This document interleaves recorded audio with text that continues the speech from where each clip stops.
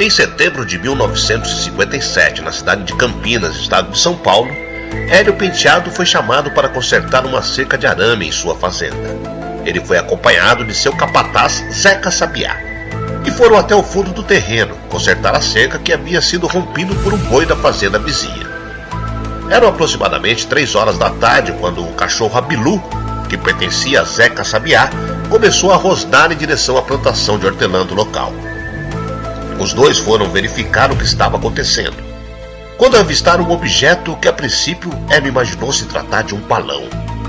A descoberta do tal objeto foi em seguida de um som forte, agudo, que irritava o ouvido da dupla. Chegando mais perto, ambos perceberam que não se tratava de um balão, e sim de uma nave com cerca de 15 metros de comprimento, que estava pousada em meio à plantação, apoiada por um tripé. O tripé tinha esferas em suas pontas que giravam e perfuravam o solo na medida em que o objeto pousava. A dupla estava aproximadamente a 100 metros de distância do objeto e resolveram se aproximar cautelosamente ainda mais para ver a nave com detalhes. Foi quando observaram 2 seres saindo da nave. Porém, Hélio não foi capaz de identificar como e nem por onde haviam saído. Os seres tinham uma aparência humana, mas não era possível ver os seus rostos, pois usavam uma vestimenta de cor verde folha. Cobriam seus corpos dos pés à cabeça, incluindo o rosto. Um dos seres carregava uma espécie de arma semelhante a um lança-chamas. Nas mãos, usava uma espécie de luvas, apenas dava movimento ao polegar. Nos pés calçavam botas cor de magnésio, com um cilindro logo abaixo. Eles deslizavam sobre a nave como se estivessem usando patins. Porém, não movimentavam suas pernas.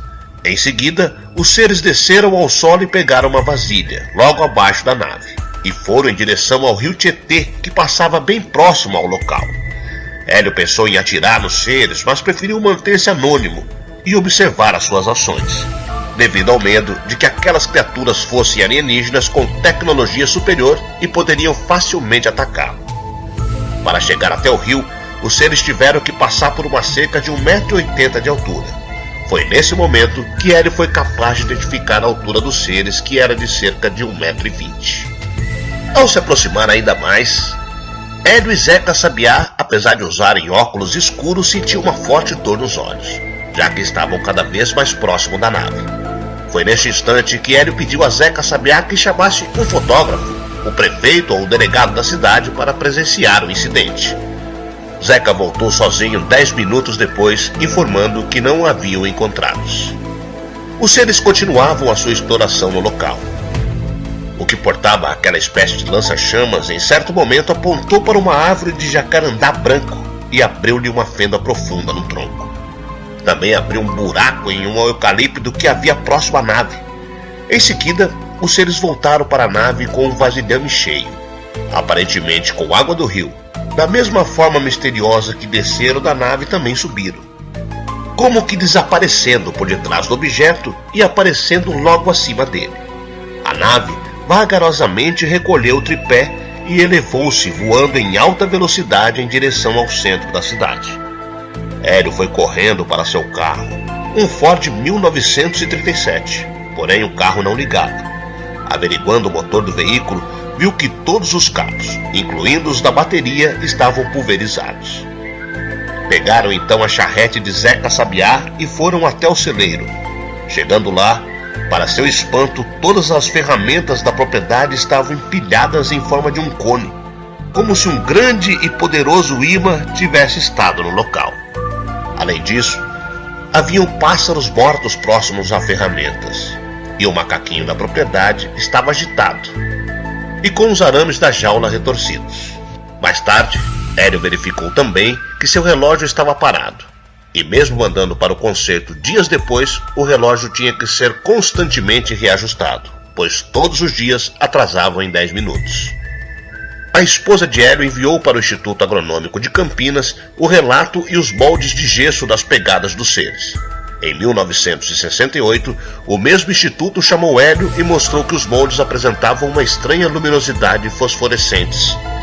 O caso fica ainda mais interessante ao somar o fato de que diversos jornais de Campinas na época noticiaram que naquele mesmo dia, inúmeros moradores avistaram objetos sobrevoar o Hospital Júlio Mesquita em plena luz do dia.